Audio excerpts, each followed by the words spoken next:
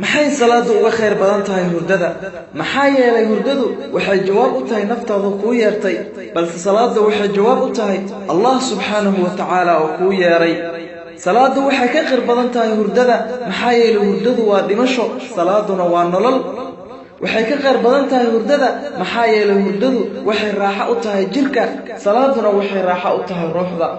waxay ka khayr badan tahay hurdada maxaa yeelay mu'minka iyo gaalka hurdada way wadaagaan balse salaada mu'minka bis ayaa tukada dadka salaada subax tukada waa koox la waafajiyay khayrka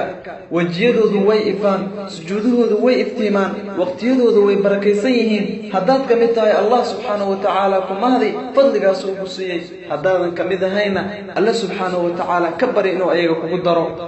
maxaa salaada subax ka qurux badan fariidadeeda waajibka ah waxay ka dhigaysaa mid ku jira dimada alle subhanahu wa ta'ala ayaa ku ilaalinaya sunnooyinkeeduna dunida iyo waxa dhex ahaadaba way ka khayr badan yihiin quraankeeduna waa mid mashhuud oo la xaadiro inna qur'aan al-fajr kana mashhuuda walaalkayga sharafta badanow walaashayda sharafta badanay ruuxii shay ku dul noolaado wuu ku dul dhintaa ruuxii shay ku dul dhintana waa lala soo bixiyaa haddaad muuqaalkan daawatay ajirkiisa aad heshay haddaba kaliga ha isku koobin dadka kale u gudbi maxaa yeelay waxaa laga yaabaa inaad ka hesho buuro ajir ah adigoo u niyeysanaya in ilaahay subxaanahu wa tacaala ku anfaco qof salaada subax dayacay bishaarayso walaalka tukadow salaada subax haddii aad gasho masjidka oo lagu tukanayo salaada subax